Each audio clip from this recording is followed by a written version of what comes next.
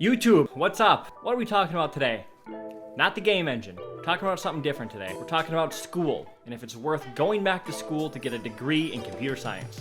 This is a common question. It's a question I had before I decided to go back to school for computer science. So I figured I'd make a video on it with my take.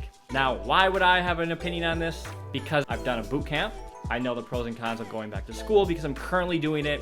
And I've also done a lot of self-teaching, so I can talk on how realistic is you to teach yourself everything you need to know to get into the industry. This is specifically for people that already have a degree, or maybe they're just, in their later 20s, early 30s, and you don't have a degree, but you want to make a career change. If you're like 15, just start now, and you could probably get by without even going to school, because you'll just have a ton of years of experience under your belt. But if you're not, if you're starting late, like I did, which is not a big deal, here's the pros and cons of both. The big question is coding bootcamp versus going to get a degree. So I've done a coding bootcamp. I did 6 months full-time, and what you get out of those, you learn how to make websites, web apps. You generally learn some high-level languages like JavaScript and Ruby, a framework to make the front end, which is kind of what the person sees on the website, and you can throw up a database so you can store the data. And then you'll learn some things like, user authentication. How does someone actually log into a website? Stuff like that. So if your goal is to be a web developer, you can probably get by with just that. But even then, once you're done, you're not going to be good. It might still be hard to get a job.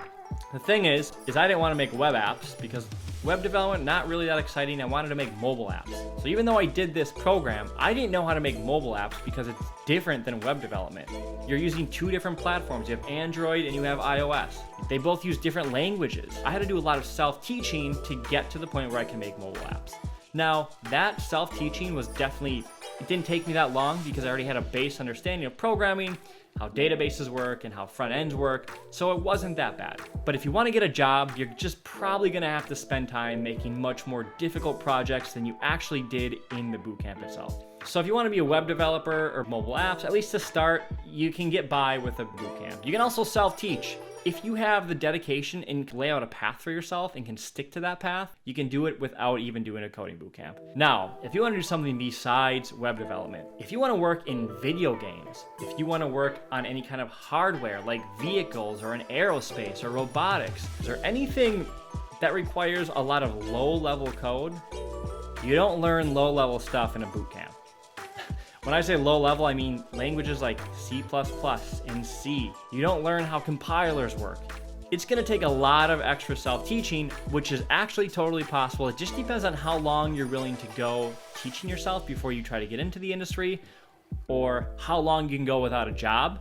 If you, quit your job, do the boot camp, or start self-teaching, how long can you go without working? That's the question. That's where getting a degree comes in. So, for example, I want to work in video games. I am currently making a game engine. I'm going to record the entire process, even though right now I don't actually know how to do it. I've started it, just step by step, I'm going to grind through it.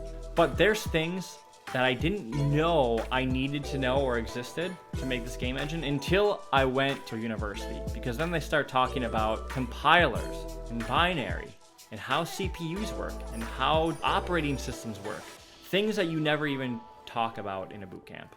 So you're going to get a lot more depth. You're going to get a very solid foundation of actual computers, how they work, how do you program something at a very, very low level. You can also learn it on your own, but it's going to take you a lot longer.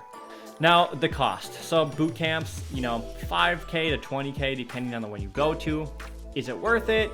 I mean, if you spend $18,000 and you come out with just basic web development knowledge, that's a tough question. Getting a college degree. Now, if you already have a degree, you can actually find a school that will let you transfer all of your credits, which is what I did, and just take computer science courses. I haven't taken a gen ed at all. One thing you might have to worry about is the math. I was a biology major, got a biology degree, but I didn't have the math requirements. I needed algebra and I needed calculus. Because the algebra course I took was only 3 credits, because as a biology major, it's all we needed. Everyone else wants 4 credits. You can get around this by taking a placement test. Ask the school that you want to go to which placement test they use. The school I'm at now uses Alex. I studied Khan Academy Algebra 1 and Algebra 2 for 2 weeks straight.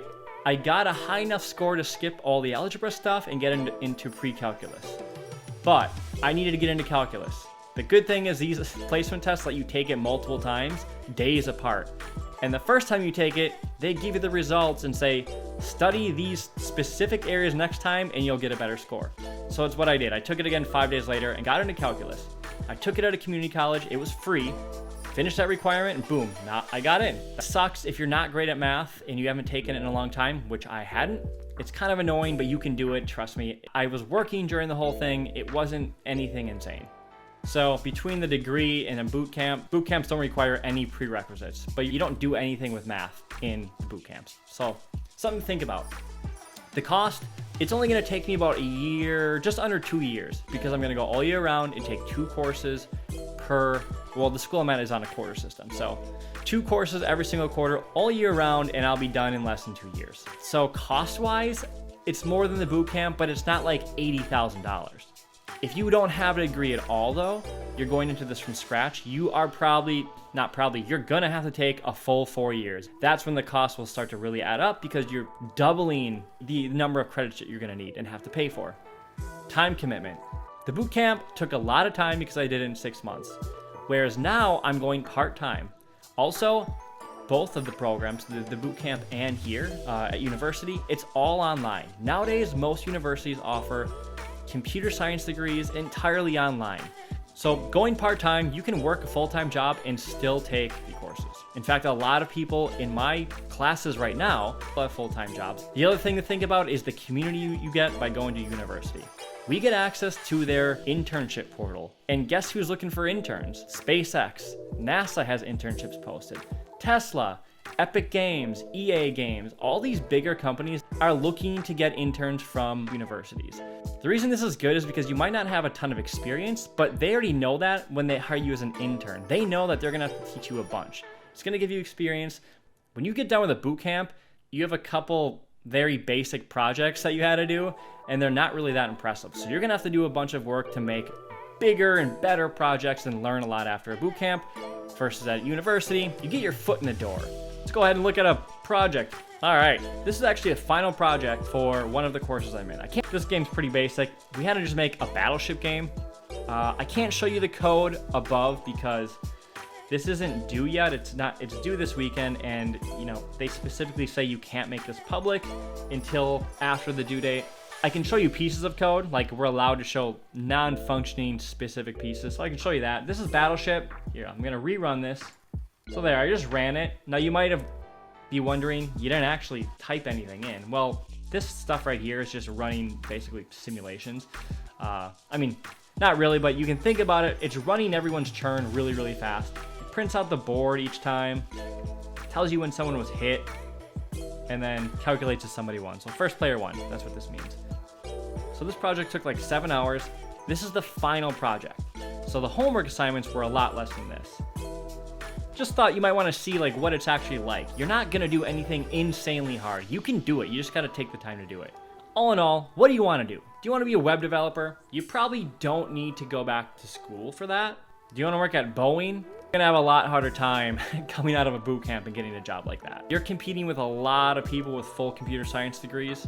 And out of a boot camp, unless you have something insane on your resume that shows you really know what you're doing and went above and beyond what you actually needed to know for the boot camp, you have to be good. Like this video, I would love if you subscribed.